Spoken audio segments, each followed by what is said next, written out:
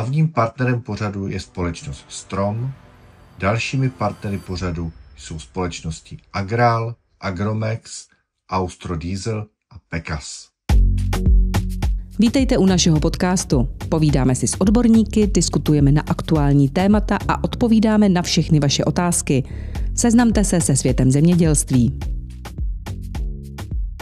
Vážení diváci, Zemědělec podcast. V dnešní debatě se budeme věnovat výkonným traktorům. A rád bych proto v našem studiu přivítal Petra Pernise, který v současnosti působí jako nezávislý expert pro certifikaci zemědělských a lesnických vozidel. No a traktorům a jejich zkoušení se věnuje už dlouhou dobu, vlastně celý profesní život. Je to tak? Je to tak. Ďakujem za pozvanie. Já taky děkuji, že jsi přijal naše pozvání a na začátek bych začal otázkou takovou trošku obecnou, ale vlastně řeší se už dlouhou dobu. Spočívá v tom, že stále si myslíme, že výkony traktorů se již nemohou zvyšovat a oni se nám stále zvyšují. Tak otázka by zněla asi tak, jaké jsou limity pro jejich zvyšování, kam až se můžou posunout a co vlastně je brzdí a jaká je smysluplnost těch vysokých výkonů nebo není.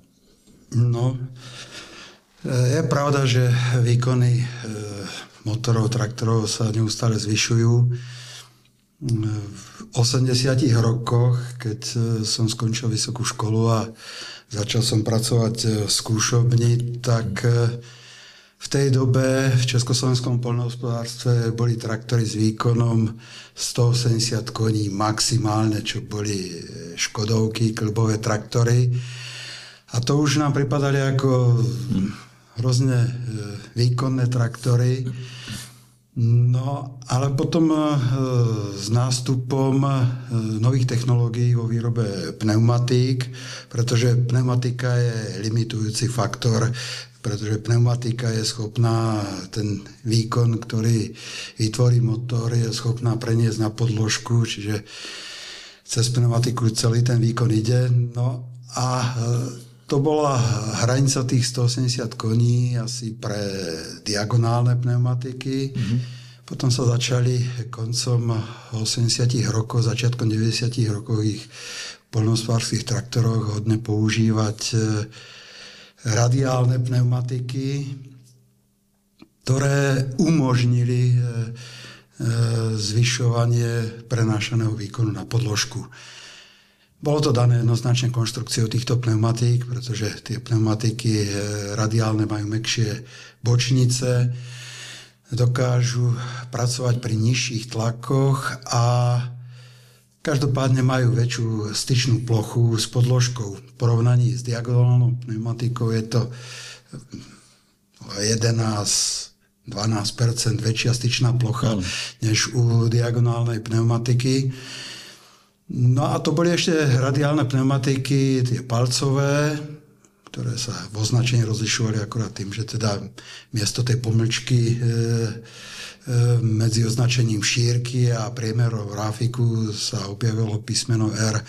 Ďalší posun boli milimetrové radiálne pneumatiky, už potom s rôznymi profilovými číslami, pretože tým diagonálnym pneumatikám odpovedalo profilové číslo 85, tak približne, aspoň tak sa uvádzalo. Čiže ak boli nižšie profilové čísla, tak tieto pneumatiky pri rovnakom rozmeru ráfiku dokázali ešte vytvoriť väčšiu styčnú plochu, kde bol nárast styčnej plochy v porovnaní s tou palcovou radiálnou pneumatikou až o 13%. Hovoríme teda o styčnej ploche na mäkkú podložku. Takže toto začalo dvíhať výkony traktorov. No a v súčasnosti sa to dostáva na takú hranicu, že u tých klasických traktorov predu menšie kolesa, vzadu väčšie kolesa s pohonom obidvoch náprav, ktoré sme my za študentských čias nazývali ako 4x4 adaptovaný. V Amerike sa označujú ako traktory front wheel assist. Takže i tieto traktory sa dostali až na hranicu 500 koní. Príkladom toho je Fendt z tej rodiny traktorov 1000. No, čiže toto už je výkonová hranica, ktorá predtým bola doménou pre kĺbové traktory. No, samozrejme, i kĺbové traktory sa posunuli vyššie, tie sa dostali na hranicu až nejakých 700 koní. No a ďalší posun po týchto nových konštrukciách pneumatík boli pásové traktory s gumovými pásmi. Začiatkom 90.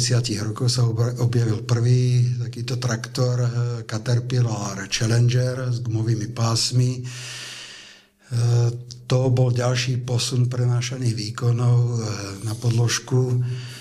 Takže tu sa v súčasnosti pohybujeme na hranici nejakých 650 koní. Takže toto bol veľký posun. No a ďalší skok v zvyšovaní prenášania výkonov bola konštrukcia alebo systém quad-track, teda štvorpásových traktorov, s ktorými prišli prvý case, rodina traktorov Steiger. Takže tieto traktory v súčasnosti štvorpásové sa vyrábajú s výkonmi už cez 700 koní a nedávno John Deere vstúpil na trh so sériou 9RX s výkonom od 710 až po 830 koní. Čiže tu tá hranica sa posunula hodne vysoko, kde u tých predchádzajúcich pneumatikových traktorov alebo kolesových traktorov by sa to asi dalo považovať pomaly, že to už je hraničná hodnota u tých štvorpásových traktorov. Myslím, že v Amerike obzvlášť, že ako nie je ďaleko doba, keď padne hranica 1000 koní. Takže takto asi limity by vypadali podľa toho, aké výsledky dosahujú jednak skúšobne v rámci systému OECD a v Nebraske a nakoniec samotná výroba a to, čo výrobcovia ponúkajú na trhu. Ale vlastně v těch evropských našich podmínkách jsou ještě další limity, třeba ty rozměrové, pro provoz na pozemních komunikacích těch omezení vlastně je trochu víc než těch technických, vlastně přichází k tomu i ty legislativní. Áno, všetko so všetkým súvisí, inak to nejde. Samozrejme, že i tie kolesové traktory by pri použití dvojmontáže alebo v Amerike bežné trojmontáže sa posunuli niekam vyššie, ale predsa len Európa a európske poľnohospodárstvo je trošku inak, má inú štruktúru než v Amerike. Tu skutočne narážame na šírku. V súčasnosti šírka traktora pre prevádzku na pozemných komunikáciách je 2,55 m. Je pravda, že v roku 2018, keď prebehla taká prvá veľká novelizácia predpisov Európskej únie, bola i šírka traktorov zvýšená na 3 metre, ale jedná sa o prípady, kedy traktor používa nejaké prípadne dvojmontáž, flotačné pneumatiky alebo nejaké zariadenia, ktoré majú slúžiť k ochrane pôdneho fondu, ale nie je to konštrukčná šírka. U každého takéhoto traktora musí existovať sada pneumatík, s ktorou je schopný dosiahnuť tú šírku 2,55 m. Takže toto je jeden limit a to vidieť na tých traktoroch, ak s narastajúcim výkonom tie traktory nám rastú do výšky. Kedysi ten šírka, výška bolo takmer 1:1 a dneska už ďaleko tá výška presahuje, takže je možné, že nie je ďaleko doba, keď traktory narazia na výškový limit 4 metre. Takže áno, toto sú obmedzenia. Samozrejme, podľa európskej legislatívy existuje aj kategória traktorov T4.2, čo sú zvlášť veľké traktory, majú takúto jednoduchú definíciu. Takže to by asi mali byť traktory so šírkou na 2,55 m alebo na 3 metre, pretože tam to navýšenie z 2,55 m na 3 metre je u tých traktorov, teda malo by byť len dočasné, nie trvalé. Takže tak to je.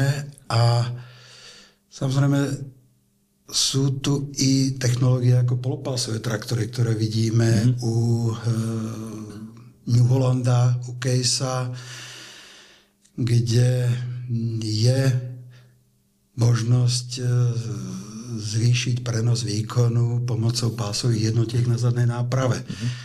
Dokonca John Deere, je to nedávna doba, keď uviedol na trhy štvorpásový traktor v tom klasickom usporiadaní, že vpredu menšie pásové jednotky a vzadu väčšie pásové jednotky. To z traktorov John Deere z rodiny 8RX. Takže i tu je posun. Tu by som ešte pripomenul jednu vec, ktorá je dôležitá, že pri schvaľovaní traktorov, keď sa schvaľujú traktory podľa Európskeho nariadenia číslo 167 z roku 2013, tak pri schvaľovaní sa musí spracovať informačný dokument, ktorý obsahuje i také otázky alebo také vlastnosti traktora, ktoré sa musia popísať, ako je počet a umiestnenie náprav s dvojmontážou.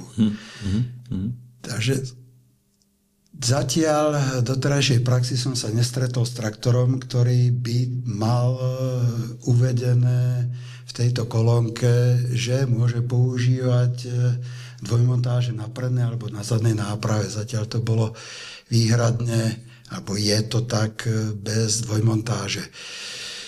Pretože tu prichádzajú potom na radu skúšky ako riadenie, kde s dvojmontážou predsa len sa mení geometria prednej nápravy.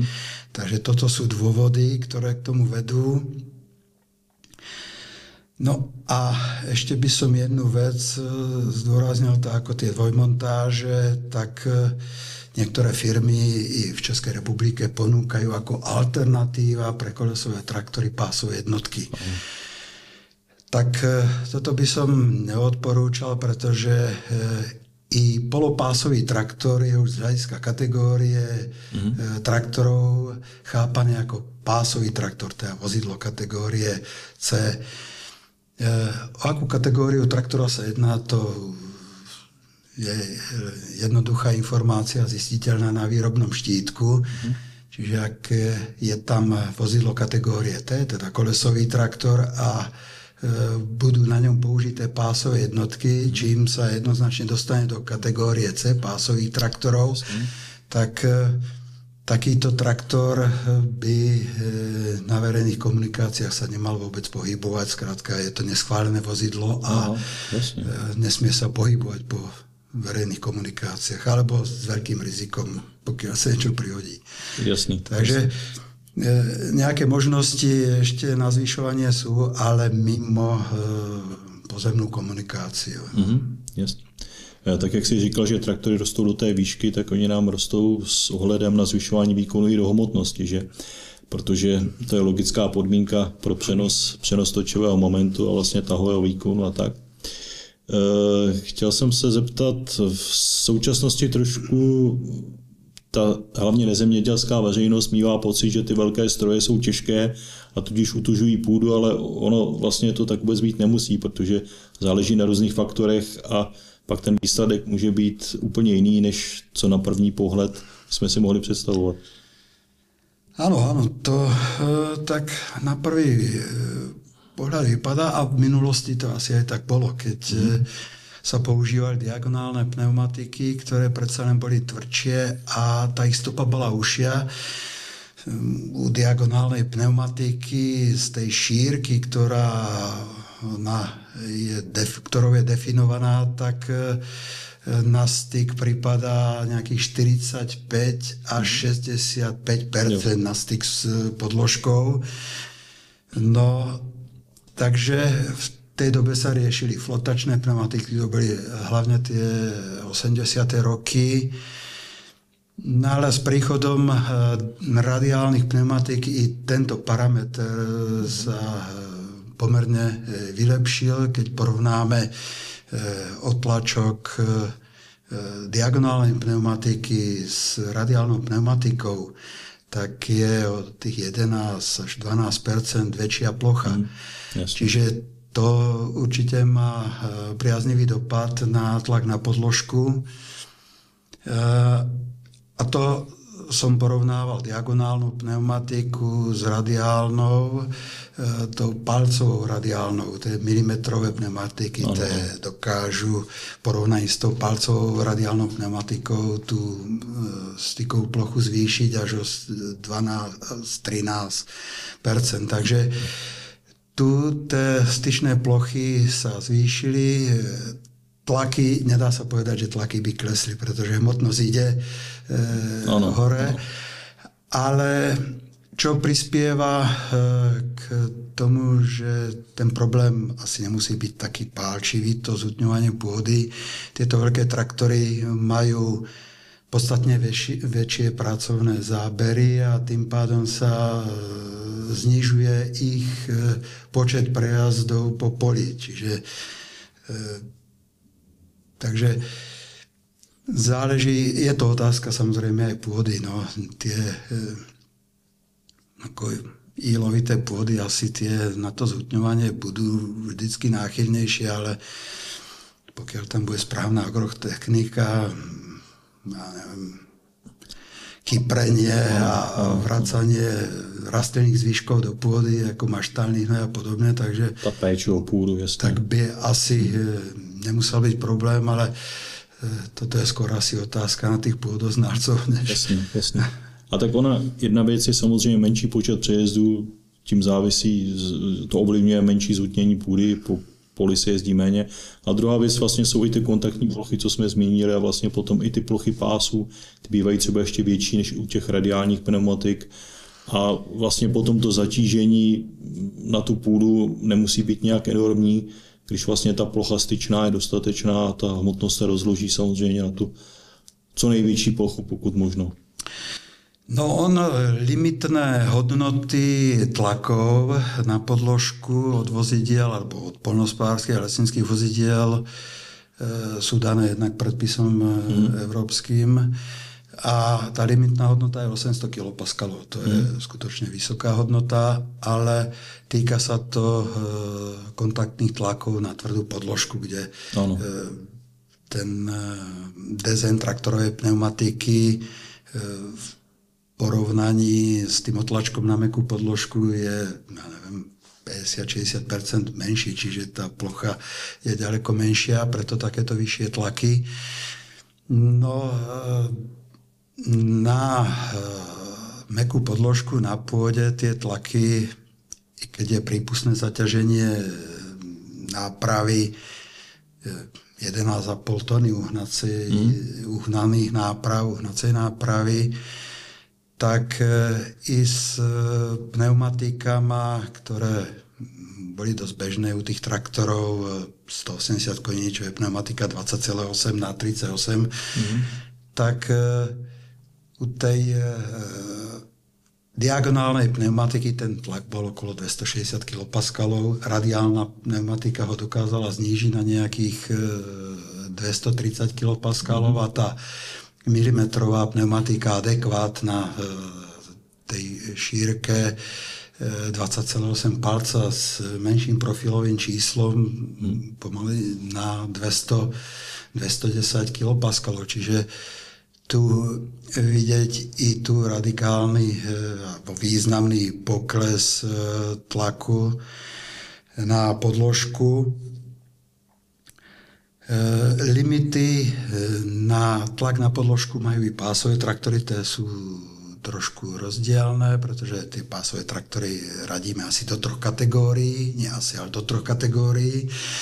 Prvá taká podkategória je pásové traktory s oceľovými pásmi. Tie majú maximálnu konštrukčnú rýchlosť 15 km za hodinu, no a tam je prípustný tlak 600 kPa. Pásové traktory nad 15 km za hodinu, konštrukčnou rýchlosťou nad 15 km za hodinu už musia byť vybavené gumovými pásmi. Na kategória traktorov od 15 km do 40 km za hodinu môžu mať tlak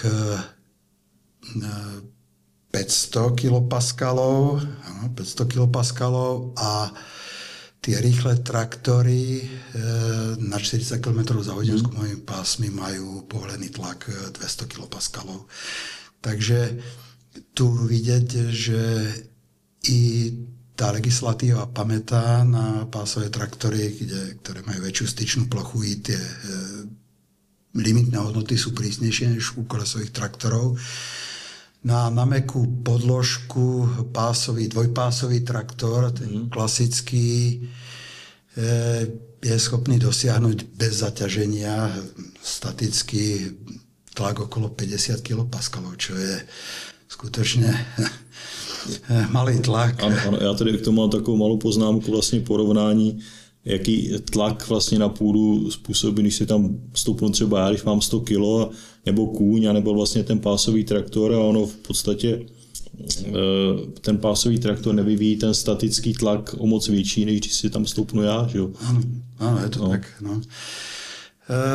Ten malý tlak môže spôsobovať aj problémy. Spomínam si, keď bolo predvádzanie začiatkom 90. rokov Challengera, ešte toho klasického, ktorý mal vzadu to menšie koleso, ktorý pripomínal ten klasický pásový traktor.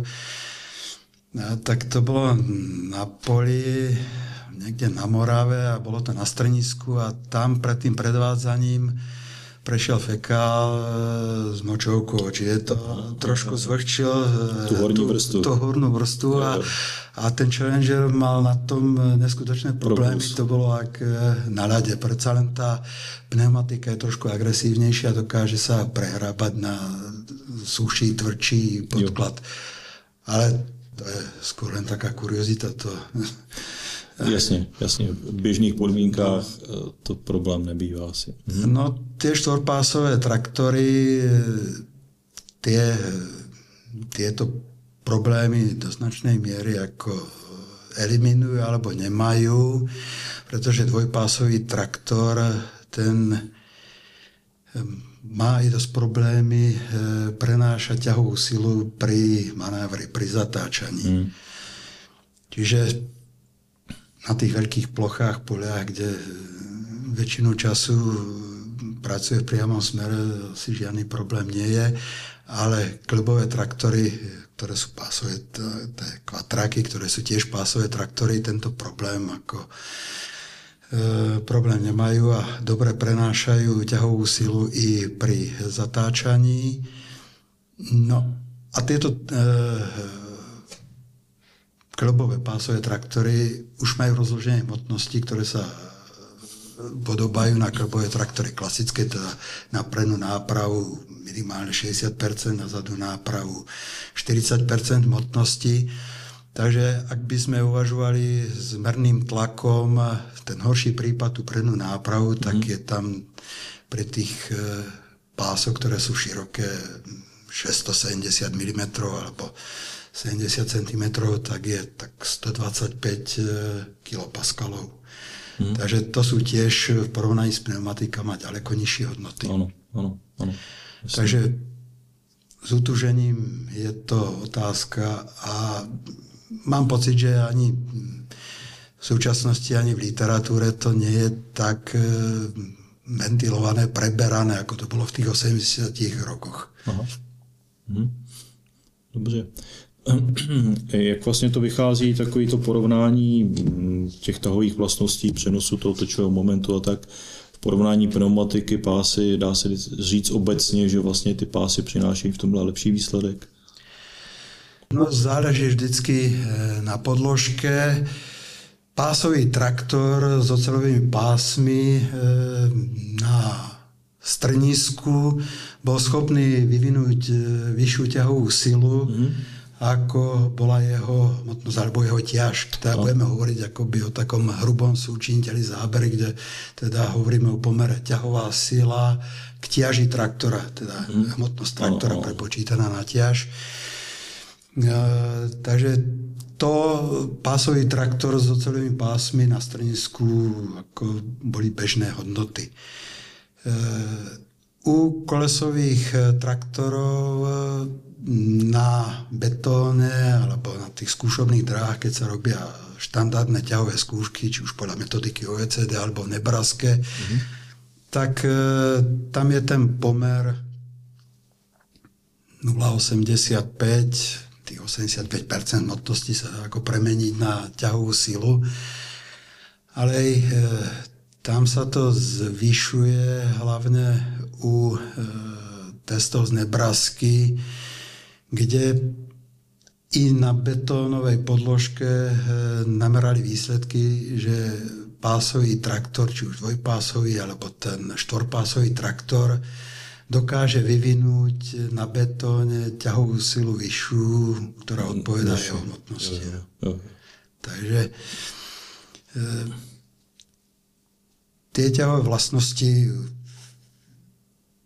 záleží vždycky na podložke. No, ten užívateľ alebo ten farmár, ktorý kupuje traktor, tak musí vedieť, do akých podmienok ho bude používať, a keď tam menej únosná pôda, tak asi tie pásové traktory budú mať vždycky navrch.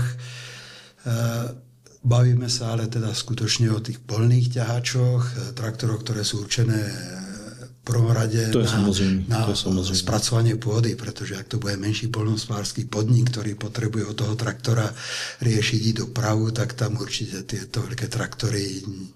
Tam zase výhody pásů na poli jsou podpořeny nevýhodami při jízdě po silnici, jasně.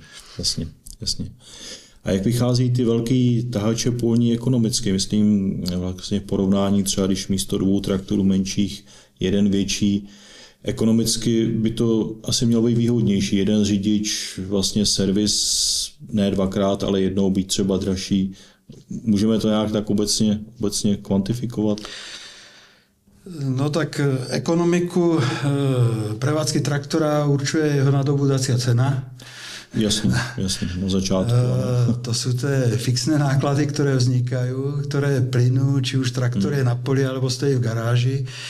No tak tu keď sme porovnali kolesový traktor kĺbový, zase budeme sa baviť o tých ťahačoch, takže kĺbový kolesový traktor s štvorpásovým kĺbovým traktorom, tak tam podľa údajov, ktoré sú dostupné na americkom trhu, tak je cena toho štvorpásového traktora o 25 až 30% vyššia v porovnaní s kolesovým traktorom. Čiže tá investícia je tam vyššia, ale využitie pásového traktora je určite vyššie. Na jar, keď ešte pôda je málo únosná, tak pásový traktor je schopný vstúpiť do poľa o 2 až 3 týždne skôr, čím sa predĺží agrotechnický termín. A v dlhšom agrotechnickom termíne sme schopní požadovanú plochu spracovať aj s menším počtom traktorov, alebo a včas zasieť a tak. Zasiať a podobne. Takže tá ekonomika, no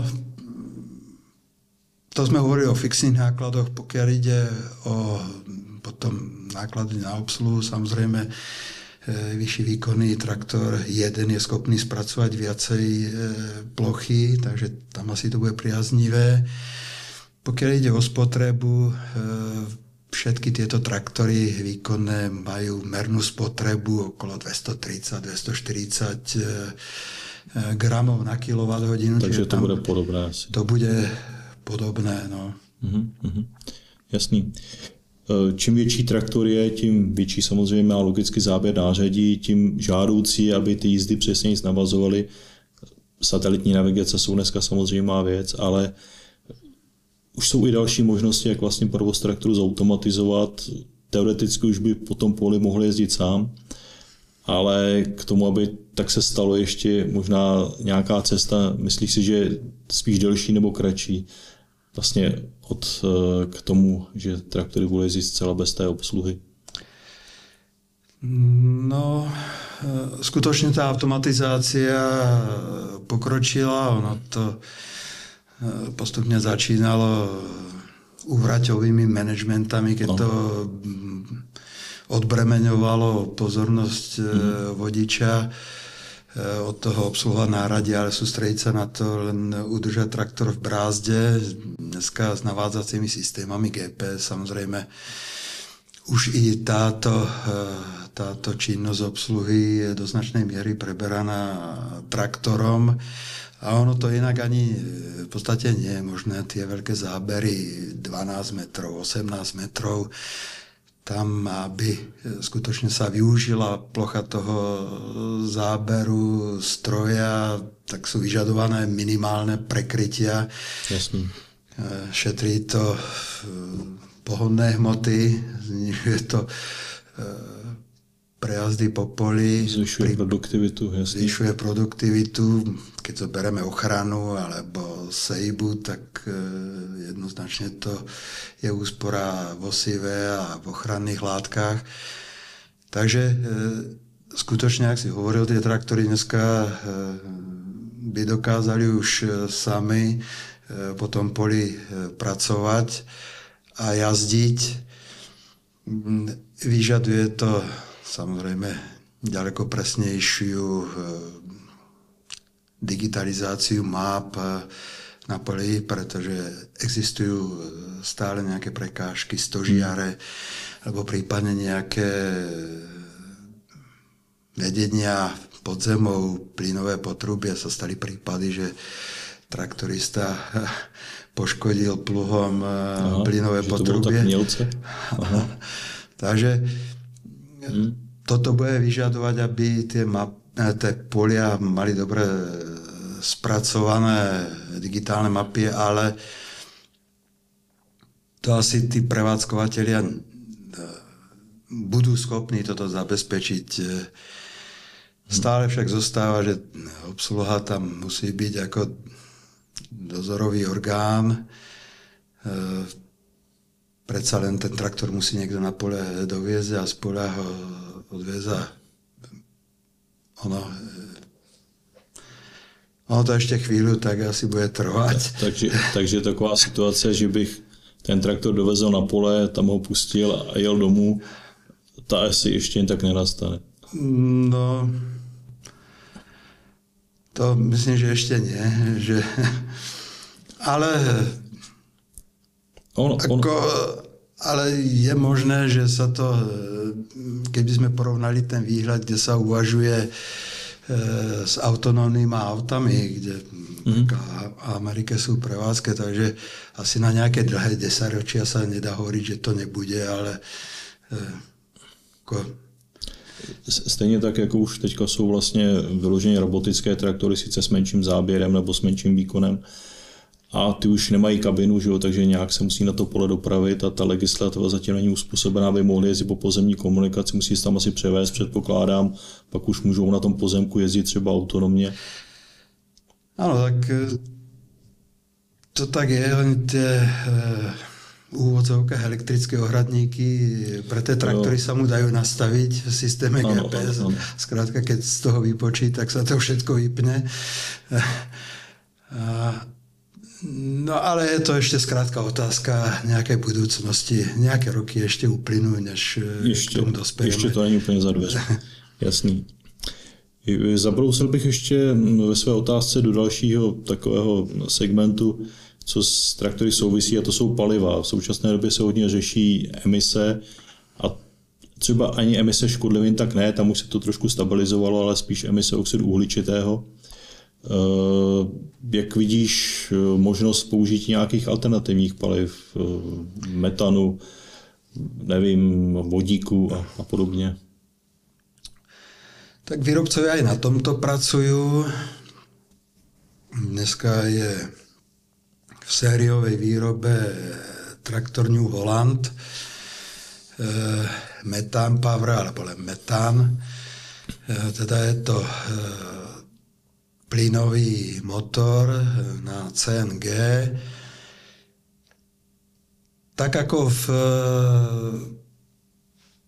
prospektoch inzerujú zníženie CO2 až o 30%, tak to je skôr taký asi marketingový ťah, pretože zhodou okolností tieto traktory som schváľoval, alebo išli cez Českú republiku, sú schválené v Českej republike ministerstvom dopravy, tak viem, ako sa choval tento traktor.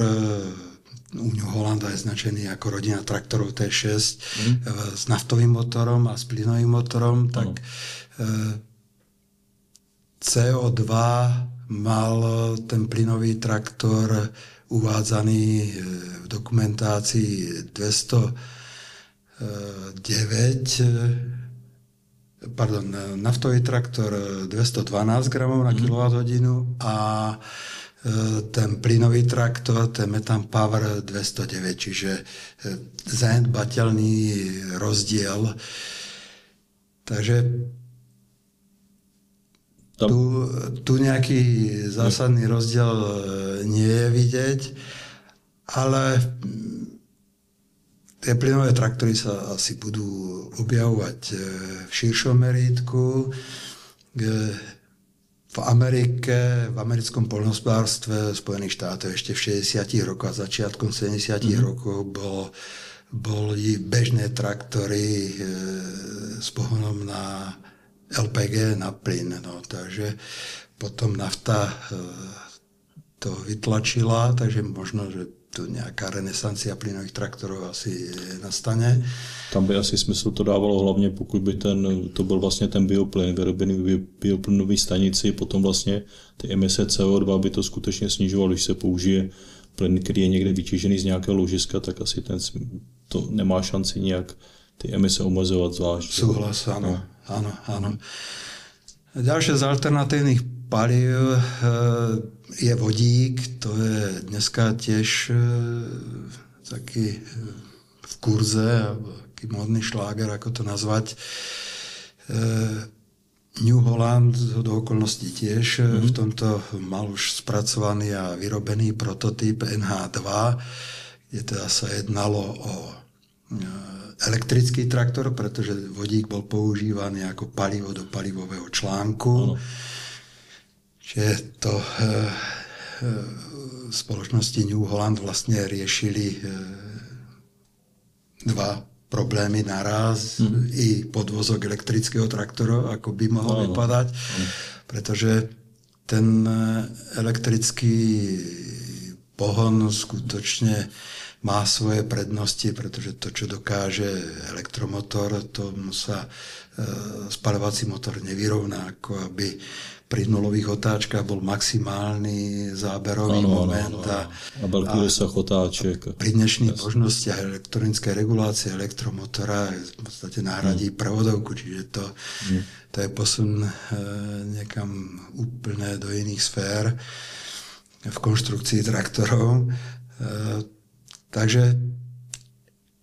u toho NH2 New Hollanda, či hovoriť ako o alternatívnom palive, predsa len ten vodík stále je to len spôsob, ako akumulovať elektrickú energiu, pretože vy rozložíte vodu na vodík a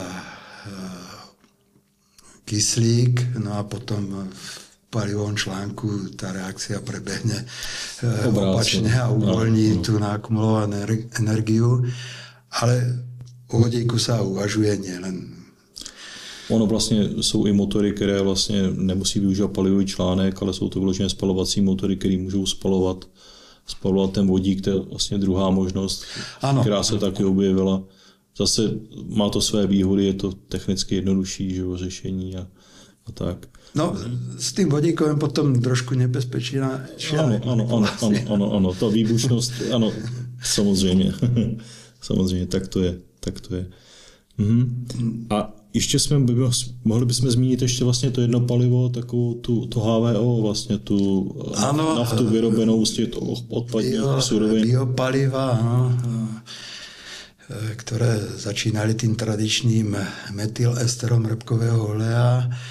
V súčasnosti, alebo je to tak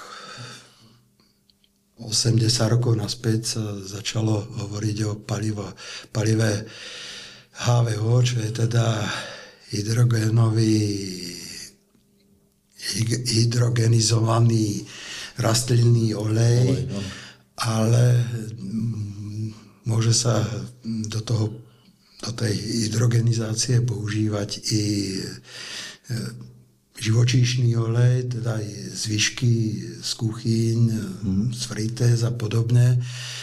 Tak toto palivo asi skutočne do značnej miery bude tvoriť alebo sa chovať ako palivo budúcnosti.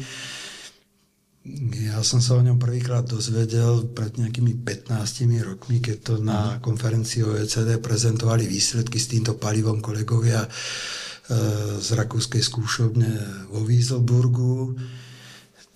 Tedy používali tam živočíšne oleje z kafilérií a mali s tým dobré výsledky, pretože skutočne to HVO sa chová veľmi podobne alebo má podobnú štruktúru chemickú ako klasická nafta, čiže ani ten podiel primiešavania do klasickej nafty nerobí taký problém, kde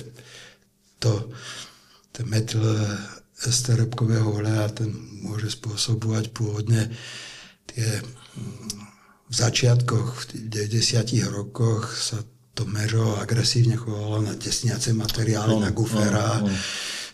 Boli tam problémy i s roztrekovaním paliva v spaľovacom priestore, kde to vytváralo také úsady na tryskách a skrátka menilo to smer rozprašovania paliva v spaľovacom priestore.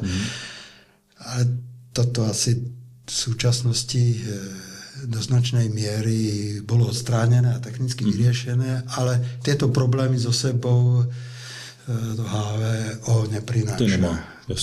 To asi môžeme hovoriť, že to bude palivo, ktoré má budúcnosť. Palivo, ktoré má budúcnosť a dneska už som videli benzín a Orlen na niektorých čerpacích staniciach toto palivo ponúka. Ako čisté HVO?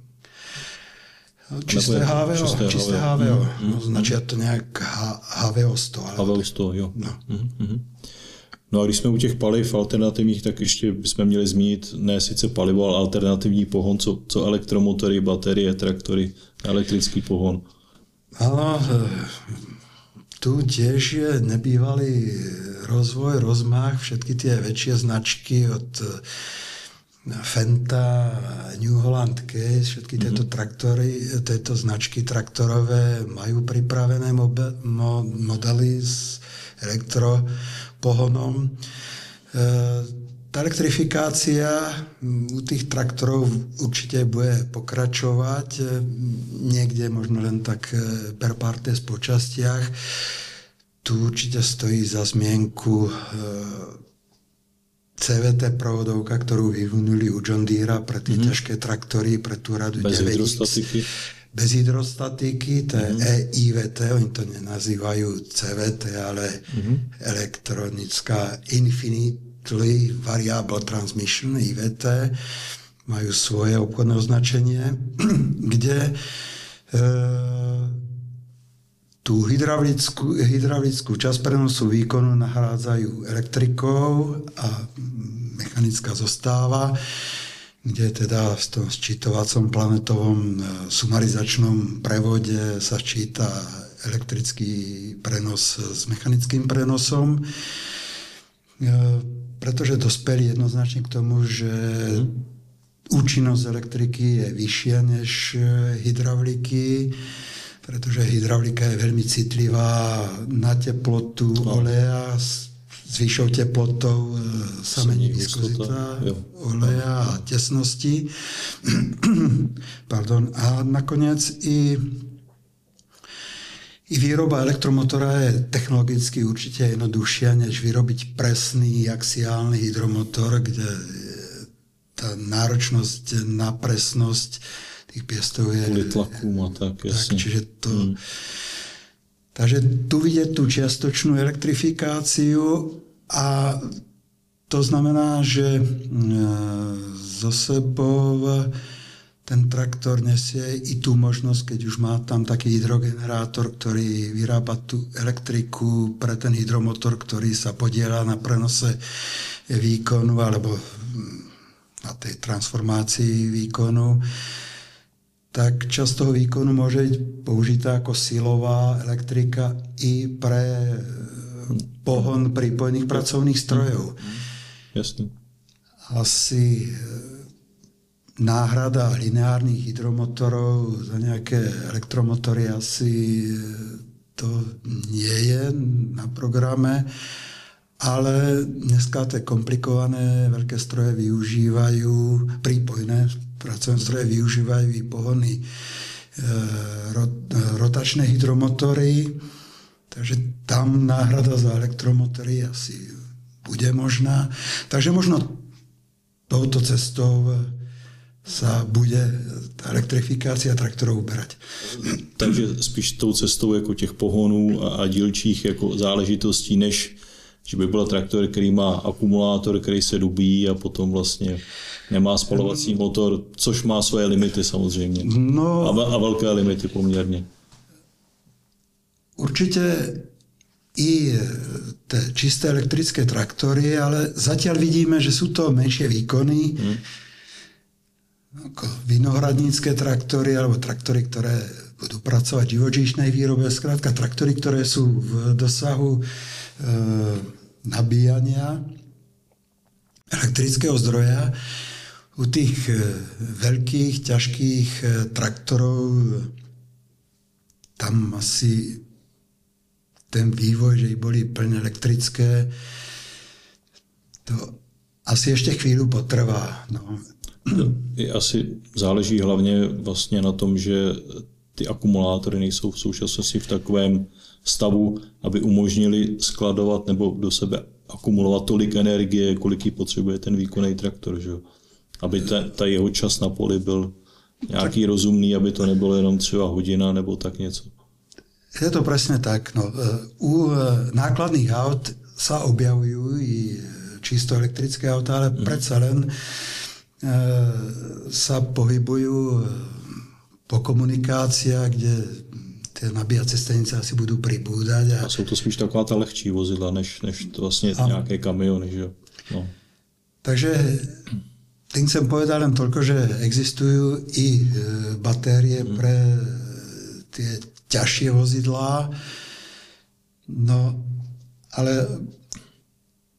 tá elektromobilita stále má problém cena a aspoň u osobných vozidel cena a nedostatočná sieť nabíjacích staníc. Takže takéto veľké výkony, aby ten traktor vydržal na poli 10 hodín, tak to asi by vyžadovalo akumulátory úplně jiného druhu, než jsou k dispozici teď. Že? Hmotnosť akumulátorov by nebola na prekážku traktorov. To je pravda. Ale cena a ich kapacita. Ano, jasný. No a jak by teda mohlo vypadat nějaký takový traktor v blízké budoucnosti, třeba za 10, za 20 let, co myslíš? Co se hlavně v té konstrukci změní, co se asi bude posunovat, jestli autonomie, nebo ty pohony, nebo nějaké další věci? No... A nebo výkony? Keď by sme to zobrali, ako sa to vyvíjalo v tých 80-90 rokoch, tak tedy bol nástup elektroniky, ktorý posúval, vznikla CVT prevodovka, ktorá by bez elektronického riadenia nemohla vzniknúť, aj keď ten princíp je starý od Leonarda da Vinciho. Takže to bol ten tam sa ukončila tá éra tých 70 rokov, keď sa to hrnulo 60-70 rokov, keď sa to hrnulo mechanicky. Zetor má mechanickú reguláciu trojbodového závesu. Áno. 80. roky, koniec 80 rokov, 90. roky, už o tom aj nehovoríme. To bol tvrdý nástup elektroniky do traktorov, či už najskôr teda čiastočne samostatné riadenie motora, samostatné riadenie prevodovky, samostatné riadenie trojbodového závesu, ktoré potom bolo povýšené, že traktor má svoju traktorovú tú teku, traktor Electronic Control Unit, ktorá zbiera všetky údaje, ktoré tam tečú z motora, z prevodovky. Traktor si vie dneska povedať, ako je zaťažený a tomu potom ten elektronický software dokáže optimalizovať. Takže tu sme sa už dostali dneska do toho 21. storočia. Samozrejme tá elektronizácia, postupovala potom v rámci presného poľnohospodárstva, tá navádzacie systémy a presnejšie riadenie tej agregácie, traktor s pracovným strojom, pretože traktor stále zostáva mobilný energetický prostriedok. Ak za traktor nepripojíme nejaké náradie, tak sa môžeme odviezť na pivo. Takže i toto povýšenie s tým riadením už traktorovej súpravy, nie traktora, pomocou GPS povýšilo to riadenie traktora, že je skutočne schopný autonómne sa pohybovať po poli, je schopný sa učiť, že tak sa môže naučiť i tomu vyhýbaniu prípadným prekážkam na poli a v tomto druhýkrát tú operáciu otrocky zopakovať, ako ho to ten traktorista naučil. Optimalizovať tú svoju prácu. Blížime sa skutočne, tá elektronizácia už na tej úrovni a tak vyspelá, že asi nie sme ďaleko od toho, keď ten traktor tu bude zvládať sám, alebo bude sa dať ovládať, povedzme z nejakého riadiaceho centra v kancelárii v poľnohospodárskom podniku. No. Jasně. Dobře, tak jo, děkuju. A na závěr ještě bych takové krátké shrnutí, jestli bychom mohli udělat, tak že bychom shrnuli 3 takové důležité otázky, co jsme probírali. Tak první by bylo to utužení půdy, tak to znamená velké traktory, výkonné traktory s velkou hmotností. Neznamená to logicky, že utužují půdu, protože těch faktorů, jak tomu zabránit, je spoustu a výrobci je řeší. Tu musia vstúpiť do hry aj poľnohospodári a znova sa vrátiť k starostlivosti o pôdu. No, síce sú teraz teórie nehýbať s pôdou. Jasné, každé delenie materiálu, čo je aj orba, je energeticky náročné. Jasné. No, ekonomicky to asi bude vychádzať lepšie, ale ako to bude potom vypadať s úrodnosťou. No. Jasný. Ale spíš otázka směřovala k tomu vlastně, jestli výkonný, těžký, velký traktor přináší utužení půdy větší než ten menší, lehčí, v podstatě to nedá říct. Může to být i obráceně. Nedá se povedať. Může to být aj. Může to být i vlastně opačně, záleží vždycky na ploše kontaktní a kolik se přenáší hmotnosti přes plochu. Čiže išla hmotnosť hore, ale súčasne s tými styčná plocha podvozku traktora s pôdou alebo s podložkou. Ano. Jasně. Co alternativní paliva? V současnosti se nějaká nabízí, mají nějaký větší smysl, nebo prostě ta holt motorová nafta je stále to nejlepší řešení, vlastně jak udělat traktor s efektivním přiměřeným provozem? No, na tie ťažké poľnohospodárske práce ako spracovanie pôdy, tak asi nafta ešte chvíľu vydrží. Súčasne s tou naftou HVO by mohlo byť dobrý pomocník a pomôcť s recykláciou tých olejov rastlín, ktoré sa použili a využiť energiu v nich obsiahnutú.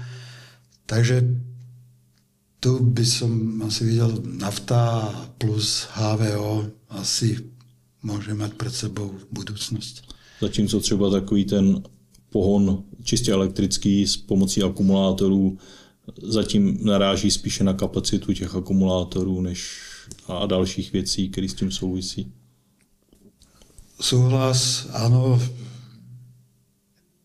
Tu sa len musíme ešte vrátiť asi na začiatok, tak ako som hovoril o tom, že vodík je len spôsob akumulácie elektrické energie, podobne je to s tou baterkou, takže tá elektrifikácia alebo tá elektratraktivita, osobáci majú elektromobilitu, určite bude pokračovať, ale či sa dá hovoriť dôsledne o alternatívnom zdroji, no i tam je budúcnosť. Tú budúcnosť so sebou bude niesť rozvoj a vývoj těch technologií pre akumulátory. No a jak bude vypadat takový moderní traktor za 10-20 let třeba? V čem se nejvíc posune technologicky asi? Dosť ťažká otázka. Keď som zase vychádzal z toho, čo sa deje v Amerike, čo sa deje v Európe, tá Amerika mi pripadá, že to ešte stále tak akoby tlačila tak extenzívne zvyšovanie výkonov a Európa, to poľnohospodárstvo je inakšie, inak štrukturované, menšie plochy, celkovo Európa je hustejšie osídlená. Tak tu asi na tie výkonové limity začneme narážať, tak či nebude v Európe za tých 20 rokov trend opačný tých robotických traktorov, ktoré sú menšie, tak ako sme to videli aj tohto roku na Tehagro, na výstave Tehagro, kde bol ten traktor menší. Asi toľko k tomu jasne dokážem povedať.